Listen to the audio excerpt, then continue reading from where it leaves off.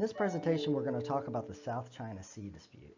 This is an area of international law that has been very much in the news this summer. You may have heard about the decision from the arbitration panel in The Hague about this very issue. Now you may wonder, what is this dispute about? At its most basic level, this is a contest between China and several Southeast Asian nations over territorial control in the South China Sea. This includes some of the most strategically important maritime territory on Earth. Over the past few years, China has been asserting greater control over these faraway waters that were previously considered international, or were claimed by countries like Vietnam or Brunei or Malaysia or the Philippines. China has, for example, seized many small land formations and, using underwater dredging equipment, have made the islands actually bigger. Now, you may have also heard of this phrase, the 9-dash line. This is the little line that shows up on official Chinese maps, and it's been there since the 1940s. In fact, it began with 11 dashes. And what this line does is demarcate a vast but very vague stretch of ocean from China's southern coast through most of the South China Sea. But China has never clarified the exact coordinates of this line, but it clearly sweeps across waters and some small islands that are claimed by these 5 other nations, including Taiwan. It seems to go many miles beyond what's allowed under the United Nations Treaty on Maritime Territorial Issues, the Convention on the Law of the Sea, which China has signed. So here you can see where each boundaries of the countries would reach if, in fact, the Convention on the Law of Seas rule about 200 miles of exclusive economic zone were followed. Now, I mentioned this arbitration dispute. This dispute was known as Philippines versus China, also known as the South China Sea arbitration. And it was an arbitration case brought by the Republic of the Philippines under the arbitration provisions of the United Nations Convention on the Law of the Sea. This is a treaty, and we'll spend a lot of time talking about treaties in the next topic. But for now, understand that this is essentially the rules. This is a body of rules designed to govern how states interact with one another when it comes to maritime disputes. And one of the things that it calls for is this idea of an arbitration panel, a private dispute resolution system. Now, the arbitration panel was held, and the trial of sorts occurred, and the court came out and said that China was wrong and that the Philippines were essentially right. Now you may wonder, why is the South China Sea so important? Why are we talking so much about this? Well, there are estimates that there are 11 billion barrels of oil and 190 trillion cubic feet of natural gas in deposits under the sea. And that's more than exists in the reserves of some of the world's biggest energy exporters. Now, these waters also contain lucrative fisheries that account for approximately 10% of the global seafood haul in a year. 10%. So there are a lot of fishing boats cruising around in waters that are contested by several different countries.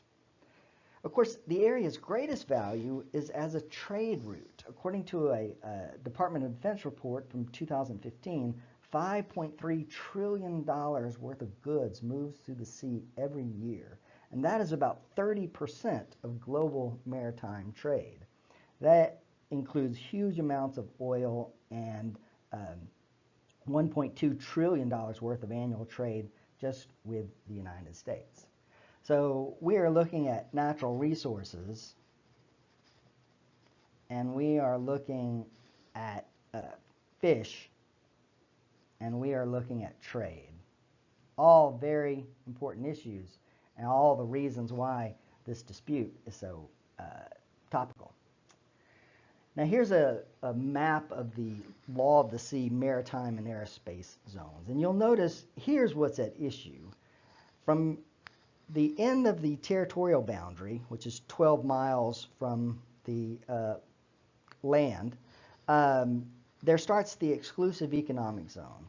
Now this area are international waters. They are free to be traveled upon by any nation. However, exploitation of the resources below the water is limited to this country. Everything from the surface on down, whether that's fish or oil or any other sort of natural resource, that belongs exclusively to the country off whose shore this lies. Now you can see in this map, again, using that 200-mile scale, which is this dotted line here, you can see how many overlapping territorial claims there are. Obviously, Vietnam's goes way out here, whereas the 9-dash line says everything in here is China. And the same with the Philippines, even worse for the Philippines, because the Philippines is a very long country. So China is claiming all of this area, and the Philippines claims it to be their exclusive economic zone. Here's a picture of oil. I mean, this is not potential oil, this is not theoretical. This is something that's being exploited even today as we speak. Now the trade routes, you may wonder, why does it matter? Because this gets to a core contradiction in the South China Sea dispute. It's driven by territorial competition, yet all the countries involved want open sea routes. Everyone benefits from the free flow of goods between Asia and the rest of the world, and everyone suffers if that's disrupted. And this is part of why the United States is involved, because it wants to stress freedom of movement in international waters. And while it's unlikely that China would ever want to close off trade, the United States doesn't want to allow China to have the ability to adversely affect the global economy in that way. Now, from Chinese perspective, of course, the United States has that ability because of American military dominance. The Chinese probably also suspect that the global status quo is really about serving Western interest first. Here's an example of the potential problems we have in the South China Sea. This is a ship from China and a ship from Vietnam colliding with one another, police boats, Coast Guard boats from each country physically coming into conflict off of in the South China Sea. I mentioned the United States and its involvement, and there are actually two specific reasons why the United States is involved. Now, first of all, the United States has a treaty obligation to the Philippines. So the Philippines are an ally of the United States, and the United States has a responsibility under that treaty to support the Philippines. But it's also, from a bigger perspective, we're really looking at what sort of major power is China going to become. Now, American officials would insist they don't oppose China's rise, but they are concerned that China will work within what the scholars would call the international legal order, that post-war system of international laws and institutions. Is China going to play a part in that or not? And the United States has made its intentions clear. This is a picture of the U.S. Sixth Fleet steaming through the waters of the South China Sea, so you can understand why China would be concerned about what the United States' real intentions are. The United States has issued a formal report on China's claim in the South China Sea, in which it noted that it supported the claims of the Philippines and not those of China. China sees itself as sort of a growing power that has a right to further its interest in its own backyard, just as Western powers have done for centuries. This South China Sea, China would consider that an area of traditional Chinese influence and sees its control as a way to assert greater power over the region. Now, something the Western world often also misses, though, is that for China, this is in part defensive. There is a long history of Western imperialism in China, and so Chinese leaders distrust the United States and their Western allies, and they realize that they're in a far weaker position because of the military dominance of the United States. Now, this insecurity also contributes to China's skepticism toward international institutions such as the South China Sea Tribunal. Many Chinese would say that was a plot to weaken China. That was not a legitimate court.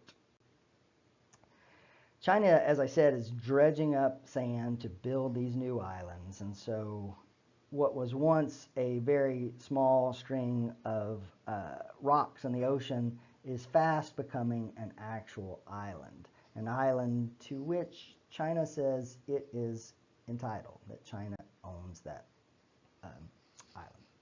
So in conclusion, territorial claims are very much critical to the concept of statehood, and these territorial claims continue today, and the things that we talk about in this class are being reflected in real life even as we speak. All right, thanks for listening.